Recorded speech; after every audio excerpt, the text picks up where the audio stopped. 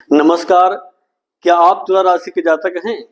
विवाह की उम्र निकल रही है लेकिन फिर भी विवाह के योग नहीं बन पा रहे, मांगलिक योग का निर्माण नहीं हो रहा है, क्या कारण है और इसके निवारण क्या है? आज के इस वीडियो में आपके लिए बात करते हैं तुला राशि पर।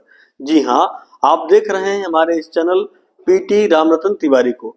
अगर आपकी दिलचस्पी आध्यात्मिक वीडियो में है, आपकी दिलचस्पी ज्योतिष से संबंधित वीडियो में है, राशिफल आदि आप देखना पसंद करते हैं तो इस चैनल को सब्सक्राइब करें। यहाँ पर आपको वीडियो निश्चित ही आपके काम के प्राप्त होंगे। बात करते हैं तुला राशि वालों के लिए विवाह में विलंबता के कारण क्या है।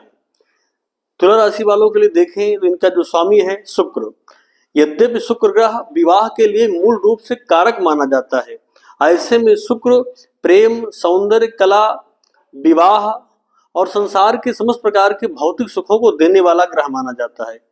शुक्र देव का कुंडली में आपकी कमजोर हो जाना कहीं न कहीं विवाहिक योग बनाने में असमर्थ हो जाता है या विवाह को विलंबित कर देता है।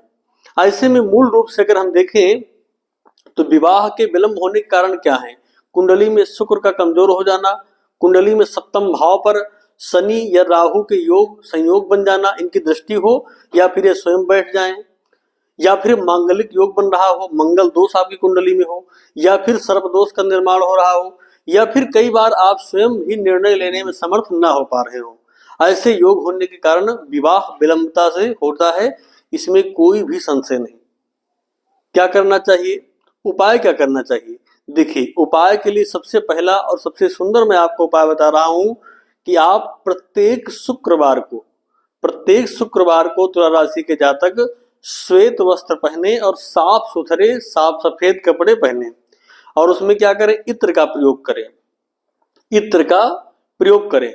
और उसके साथ साथ क्या करें? इसके साथ आप एक उपाय और भी करिए।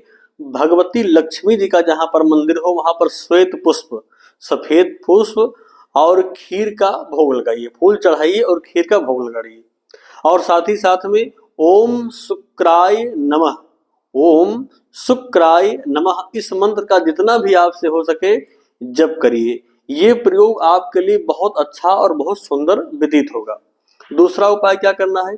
दूसरा उपाय आपको करना है कि आप जो है आप चाहे तो ओपल या फिर हीरा, अगर आप हीरा खरीद सकते हैं तो हीरा, या फिर ओपल भी आप चाहें तो चांदी धातु में बनवा करके अपने हाथ की अंगुली में पहन सकते हैं।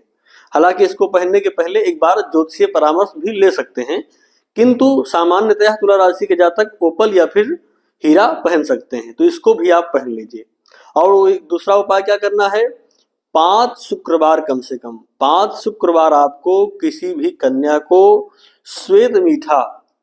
श्वेत अर्थात सफेद मिठाई दान करिए, ये उपाय करिए। और उसके पश्चात क्या करना है? शनिवार के दिन पीपल के वृक्ष की जड़ में जल चढ़ाइए।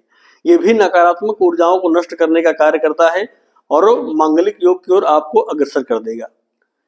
इसके पश्चात और दूसरा उपाय क्या है? घर में भी जहां भी आप रहते हैं, जहां भी आपने शयन कक्ष बना रखा है, बेडरूम बना रखा है, वहां पर कोई भी टूटे फूटे शीशे नहीं लगे होने चाहिए। और तस्वीर भी जो अगर वहां पर आपने कोई लगा रखी हो तो कोई साधारण या एक व्यक्ति की नहीं होनी चाहिए, जहां भी हो जोड़े सहित हो, चाहे वो कोई पशु पक्षी हो या फिर कहीं कोई स्त्री पुरुष हो तो साथ में जोड़े से युक्त हो। इस प्रकार से तस्वीर भी अपने आप बेडरूम में या फिर शयन कक्ष में लगाइए। ये प्रयोग करिए, निश्चित तौर पर यह प्रयोग आपके लिए कल्याणकारी होंगे और विवाह को प्रशस्त बनाने में, सुखद बनाने में आपके लिए मार्गदर्शक होंगे। इन प्रयोग को आजमाइए। ये प्रयोग मैंने आज कई लोगों से करवाया है और इनके द्वारा उन्हें लाभ भी प्राप्त हुआ है, उनके जीवन में मांगलिक योग का निर्माण हुआ है। तो इस प्रयोग को करिए, निश्चित ही आपको लाभ प्राप्त होगा।